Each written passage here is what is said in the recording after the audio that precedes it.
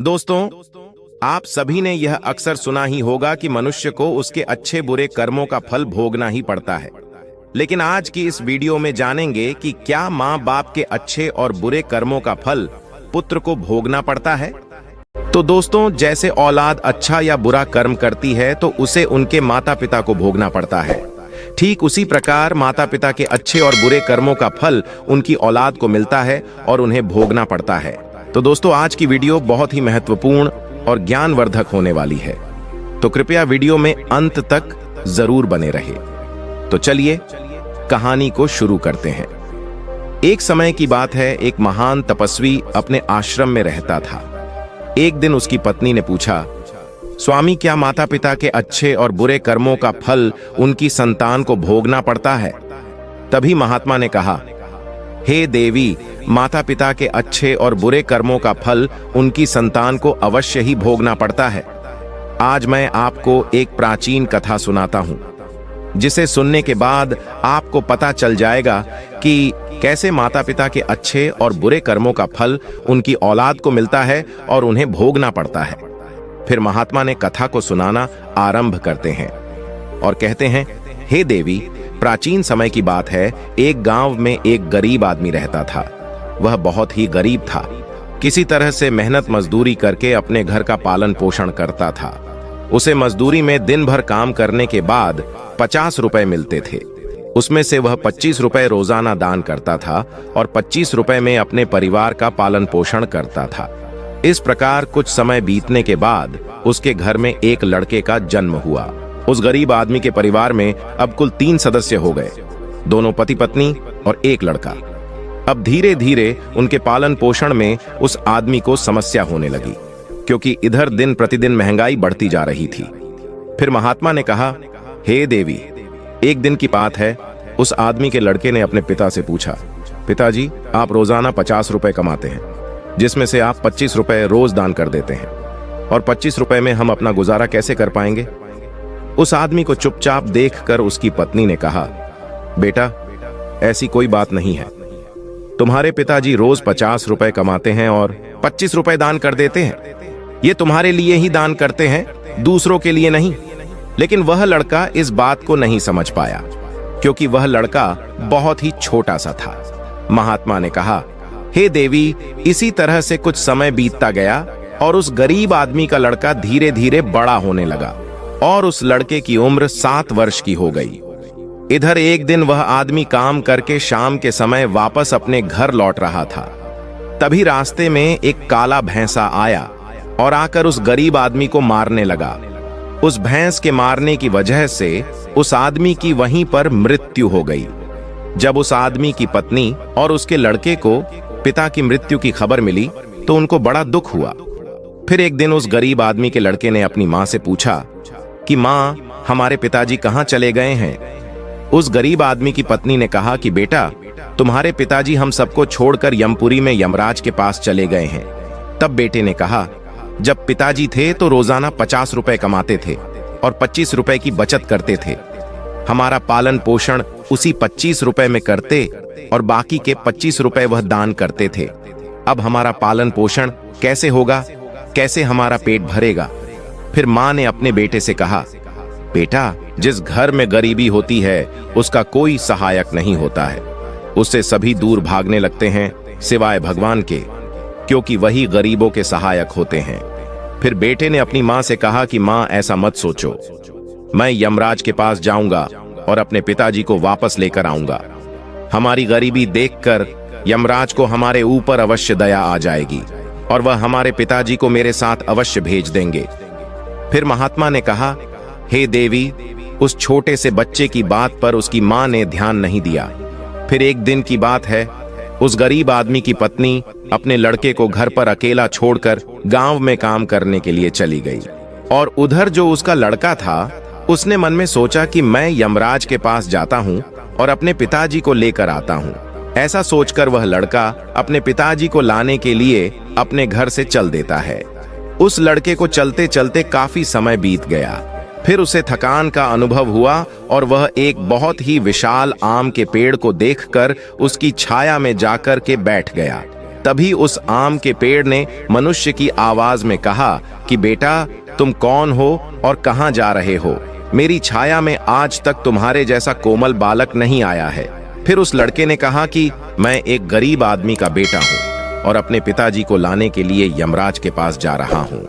उस आम के पेड़ ने जब उसकी यह बात सुनी तो उसने कहा कि बेटा, तू मेरे लिए भी यमराज से एक प्रश्न पूछ कर आना कि मैं कई वर्षों से यहां पर लगा हुआ हूं, लेकिन मेरा एक भी पत्ता जमीन पर नीचे नहीं गिरता है और ना ही मेरी डालियां सूखती हैं।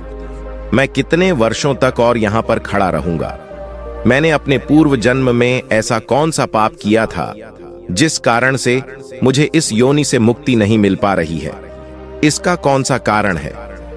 तब उस लड़के ने कहा कि ठीक है, मैं यमराज से तुम्हारा यह प्रश्न जरूर पूछकर आऊंगा। महात्मा ने कहा, हे देवी। इतना कहकर वह लड़का वहां से आगे जाता है और चलते चलते रास्ते में उसे एक इच्छाधारी सर्प मिला। उस सर्प को देखकर वह लड़का डर के मारे कांपने लगा और वहां से भागने ही वाला था। तभी वह सर्प मनुष्य की आवाज में बोलने लगा, बेटा, तुम मुझसे डरो मत। मुझे इतना बताओ कि तुम कौन हो और कहां जा रहे हो? वह लड़का उस सर्प के पास गया और हाथ जोड़कर कहने लगा, हे नागराज, मैं गरीब आदमी का बेटा हूं और मैं यमराज के पास अपने पिताजी को लाने के लिए जा रहा हूं। उस सर्प ने कहा कि बेटा, तुम यमराज से मेरा एक प्रश्न पूछकर आना। मैं कई वर्षों से यहां पर पड़ा हुआ हूं, मेरे से अब चला भी नहीं जाता। मेरे शरीर में इतनी भी जान नहीं है कि मैं थोड़ा सा भी चल फिर सकूं। मैंने अपने पूर्व जन्म में ऐसा कौन सा पाप किया था जिस कारण से मुझे इस योनि से मुक्ति नहीं मिल पा रही है? इसका कौन सा कारण है? तब उस लड़के ने कहा कि ठीक है, मैं यमराज से तुम्हारा यह प्रश्न पूछकर जरूर आऊंगा। महात्मा ने कहा, हे देवी। इतना कहकर वह लड़का आगे चलने लगा। फिर चलते चलते रास्ते में उसे एक किसान मिला। किसान ने कहा कि बेटा, तुम कौन हो? कहां जा रहे हो? देखने में तो तुम बड़े ही सुकुमार और कोमल लग रहे हो। फिर उस लड़के ने कहा कि मैं एक गरीब आदमी का बेटा हूं और मैं यमराज के पास अपने पिताजी को लाने के लिए जा रहा हूं। फिर उस किसान ने कहा कि तुम यमराज से मेरा एक प्रश्न पूछ कर आना। मैं चलते हुए राहगीरों की प्यास बुझाने के लिए कई सालों से यहां पर एक बावड़ी खुदवा रहा हूं, लेकिन इसमें पानी अभी तक नहीं निकला है। मैंने अपने पूर्व जन्म में ऐसा कौन सा पाप किया था जिस कारण से इस बावड़ी में अभी तक पानी नहीं निकला है? मैंने इसमें बहुत सारे पैसे भी खर्च कर दिए हैं। इसका क्या कारण है? उस लड़के ने कहा, ठीक है, मैं यमराज से तुम्हारा यह प्रश्न जरूर पूछकर आऊंगा। महात्मा ने कहा, हे देवी। इतना कहकर वह लड़का वहां से आगे की ओर चलने लगा। चलते चलते रास्ते में उसे एक बहुत बड़ा तालाब मिला। फिर वह लड़का तालाब के किनारे पर गया और पानी पीने लगा। तभी उस तालाब से तैरती हुई एक बतख आई और कहने लगी, बेटा, तुम कौन हो और कहां जा रहे हो? तब उस लड़के ने कहा कि मैं गरीब आदमी का बेटा हूं और मैं यमराज के पास मेरे पिताजी को लाने के लिए जा रहा हूं। महात्मा ने कहा, हे देवी। उस लड़के की बात सुनकर उस बतख ने कहा कि बेटा, तुम यमराज से मेरा एक प्रश्न पूछ कर आना। कई वर्षों से मैं इस तालाब में भटक रही हूं। मेरी 7 पीढ़ियां गुजर गई हैं, परंतु मैं अभी तक इसी तालाब में रह रही हूं। मैंने अपने पूर्व जन्म में ऐसा कौन सा पाप किया था जिसके कारण मुझे इस योनि से मुक्ति नहीं मिल पा रही है? इसका क्या कारण है?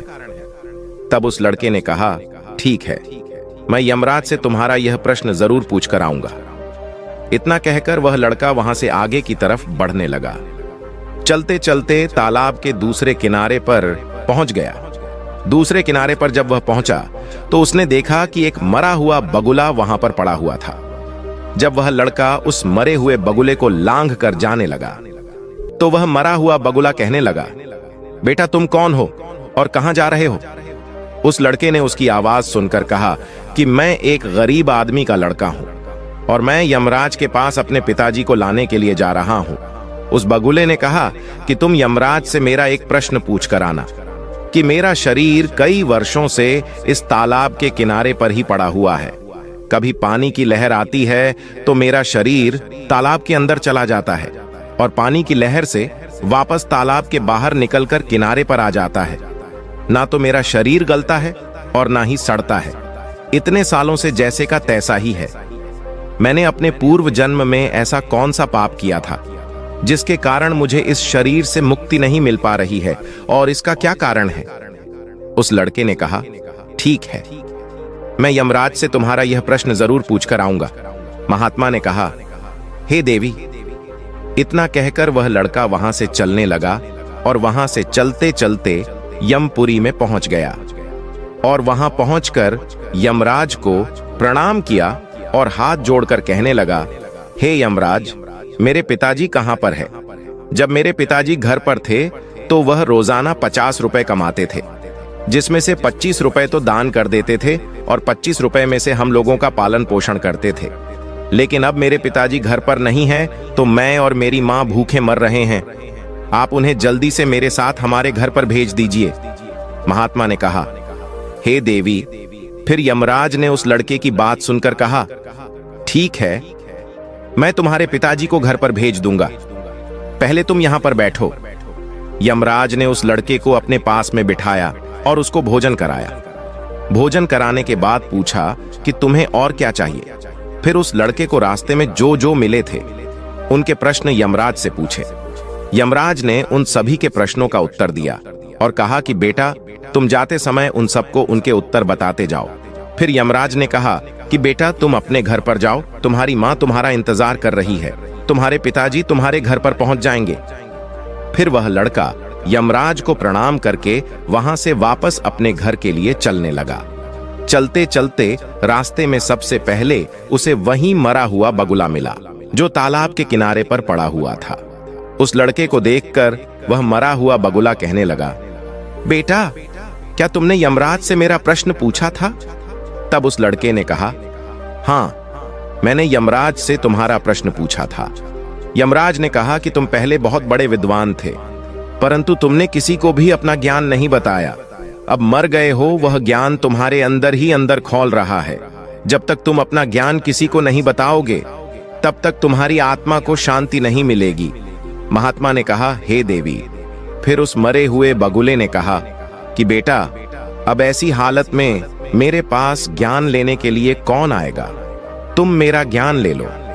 फिर उसने उस लड़के को जितना भी उसके पास ज्ञान था वह सारा ज्ञान उस लड़के को दे दिया, और ज्ञान देने के बाद तुरंत ही उसकी आत्मा को मोक्ष की प्राप्ति हो गई। फिर वह लड़का आगे चल पड़ा। चलते चलते उसे वहीं बतख मिली। बतख ने कहा कि बेटा, क्या तुमने यमराज से मेरा प्रश्न पूछा था? उस लड़के ने कहा कि हाँ, यमराज से मैंने तुम्हारा प्रश्न पूछा था। उन्होंने कहा कि तुम्हारे अंदर अमृत है, जब तक तुम इस अमृत को किसी को नहीं दोगी तब तक तुम ऐसे ही व्याकुल रहोगी।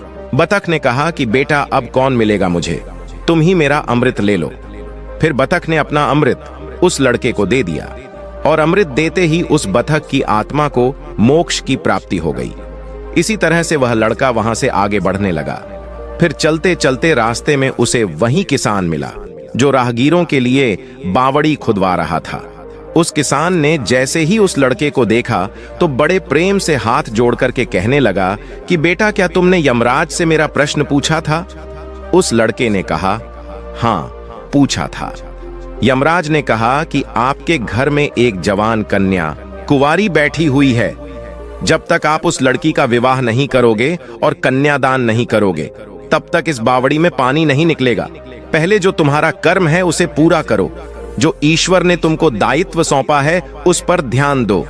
पहले आप कन्यादान करो, उसके बाद इस बावड़ी को खुदवाओ। फिर उस किसान ने कहा कि मैं अपनी लड़की के लिए लड़का कहां ढूंढने के लिए जाऊंगा? तुम मुझे बहुत ही सीधे साधे स्वभाव के दिख रहे हो और सुंदर भी हो और देखने में बहुत ही अच्छे लग रहे हो, इसलिए बेटा तुम ही मेरी लड़की से विवाह कर लो। महात्मा ने कहा, हे देवी। फिर उस किसान ने अपनी लड़की का विवाह उस लड़के के साथ कर दिया। फिर किसान ने अपनी लड़की को बहुत सारा धन देकर विदा कर दिया। फिर वह लड़का आगे चला। चलते चलते रास्ते में उसको वहीं इच्छाधारी सर्प मिला। उस सर्प ने कहा कि बेटा, क्या तुमने यमराज से मेरा प्रश्न पूछा था? तब उस लड़के ने कहा कि हाँ, पूछा था। यमराज ने कहा कि तुम्हारे पास जो नागमणि है, तुम उस नागमणि को धरती पर नहीं उगलते हो और न कभी किसी को दान दिया है। जब तक तुम इस नागमणि का दान नहीं करोगे, तब तक तुम्हारा शरीर ऐसे ही बना रहेगा। फिर उस सर्प ने कहा कि बेटा, मैं यह नागमणि अब किसको दूं? इस नागमणि को तुम ही ले लो। फिर उस सर्प ने अपनी नागमणि को उस लड़के को दे दिया। नागमणि को देते ही उस सर्प की आत्मा को मोक्ष की प्राप्ति हो गई। इस तरह से वह लड़का अपनी पत्नी को लेकर फिर आगे चलने लगा। फिर चलते चलते रास्ते में उसे वहीं आम का विशाल पेड़ मिला, जिसकी छाया में उसने विश्राम किया था। उसने पूछा कि बेटा, क्या तुमने यमराज से मेरा प्रश्न पूछा था? उसने कहा, हां, पूछा था। यमराज ने कहा कि पूर्व जन्म में तुम्हारा काम स्कूल में बच्चों को शिक्षा देना था। तुम्हारा पद एक गुरु का था, परंतु तुमने अपने पद का सही इस्तेमाल नहीं किया। तुम शिक्षा देने के बदले में छोटे छोटे बच्चों से अपना काम करवाते थे और उन्हें अच्छी तरह से शिक्षा नहीं देते थे। तुम पूर्व जन्म में बहुत बड़े विद्वान थे, परंतु तुमने उन बच्चों को शिक्षा नहीं दी। उन्हीं बच्चों के श्राप के कारण तुम हिलडुल नहीं सकते। तुम्हारे अंदर जो ज्ञान भरा हुआ है उसे किसी को दे दो, इसके बाद में तुम्हें मोक्ष की प्राप्ति होगी। महात्मा ने कहा, हे देवी। उस लड़के की बात सुनकर उस आम के पेड़ ने कहा कि मैं यह ज्ञान किसे दूंगा, तुम ही ले लो। फिर उस आम के पेड़ ने उस लड़के को अपना जितना भी उसके पास ज्ञान था सब दे दिया। जैसे ही उस आम के पेड़ ने उस लड़के को अपना ज्ञान दिया तो उसकी भी आत्मा को शांति मिल गई और वह उस पेड़ की योनि से मुक्त हो गया। वह लड़का अपनी पत्नी के साथ चलते चलते अपने घर पहुंच गया। जब वह लड़का अपने घर पर पहुंचा तो उस लड़के की मां उसको देखकर बड़ी खुश हुई और कहने लगी कि बेटा, तुम कहां पर चले गए थे और यह लड़की तुम्हारे साथ में कौन है? फिर उस लड़के ने जो भी उसके साथ घटनाएं घटी थीं वह सब कुछ अपनी मां को बता दिया। फिर महात्मा ने कहा, हे देवी, अब उस लड़के को ज्ञान हो चुका था कि उसके पिताजी वापस नहीं आ सकते हैं। अब उनकी मुक्ति हो चुकी है। उसके पिताजी ने जो दान धर्म किया था उसका फल उस लड़के को यमराज ने दे दिया। इस प्रकार से महात्मा ने अपनी पत्नी को बताया कि माता पिता के अच्छे और बुरे कर्मों का फल उनकी औलाद को कैसे प्राप्त होता है और पूर्व जन्म के कर्मों का फल व्यक्ति को कैसे मिलता है और उसके पिता द्वारा किए गए पाप और पुण्य कर्म भी उसके बच्चों को कैसे मिलते हैं। तो दोस्तों, आपने आज के इस वीडियो से क्या सीखा वह मुझे आप कमेंट बॉक्स में कमेंट करके बता सकते हैं। इसी के साथ में उम्मीद है कि आपको आज की वीडियो पसंद आई होगी। अगर पसंद आई हो तो इस वीडियो को एक लाइक करें और उस इंसान को शेयर करें जिससे यह कहानी सुनने की जरूरत है, और उसी के ठीक बाद हमारे चैनल को सब्सक्राइब करें। तो चलिए फिर मिलते हैं ऐसी एक और नई वीडियो में एक नए मैसेज के साथ। तब तक के लिए अपना और अपने माता पिता का और अपने घर परिवार वालों का ख्याल रखें। धन्यवाद और नमो बुद्धाय।